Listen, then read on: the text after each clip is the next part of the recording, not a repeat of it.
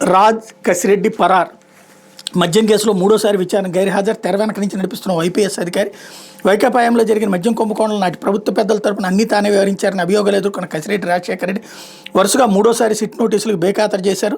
బుధవారం విచారణకు రాకుండా పరారయ్యారు. మద్యం కేసులో విచారణకు హాజరు కావాలని గత నెల 28, 29 తేదీలో వరుసగా 2 సార్లు సిట్ నోటీసులు ఇచ్చిన ఆయన ఖాతరు చేయలేదు. ఏపీ ప్రభుత్వంలో తాను ఐటీ రంగ సలహాదారుగా పనిచేశానని, ఎక్సైజ్ కేసుతో తనకు సంబంధం ఏంటో, అందులో ప్రమేయం ఏంటో తెలియదంటూ అడ్డగోలు వాదంతో సిట్ అధికారులకు మెయిల్ పంపించారు. ఈ కేసులో తనకు ఏ ప్రాతిపదికన నోటీసులు ఇచ్చారో చెప్పాలంటూ ఎదురు ప్రశ్నించారు. సిట్ నోటీసులు సవాల్ చేస్తూ హైకోర్టులో పిటిషన్ వేశారు. వాటిలో తాము జోక్యం చేసుకోబోమని కోర్టు స్పష్టం చేసింది. న్యాయస్థానం ఆదేశాల మేరకు విచారణకు హాజరయ్యేందుకు రాజ్ కసిరెడ్డికి తగినంత సమయం ఇస్తూ ఏప్రిల్ 9 విచారణకు రావాలంటే నెల 5 సిట్ అధికారులు నోటీసులు ఇచ్చారు.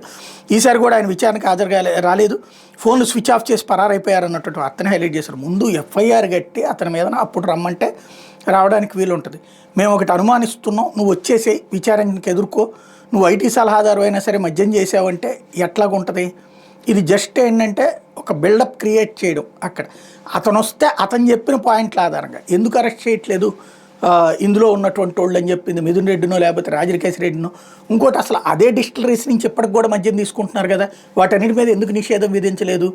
మరి వాళ్ళు ఏమైనా కంప్లైంట్ ఇచ్చారు? అక్కడ ఏదో జరిగిపోయింది లిక్కర్ కుంభకోణం అనేటటువంటి ఒక ప్రచారానికి ఇలాంటి చర్యలు, ఇదంతా రాజకీయం, అనుక్షణం రాజకీయమే చేస్తారు.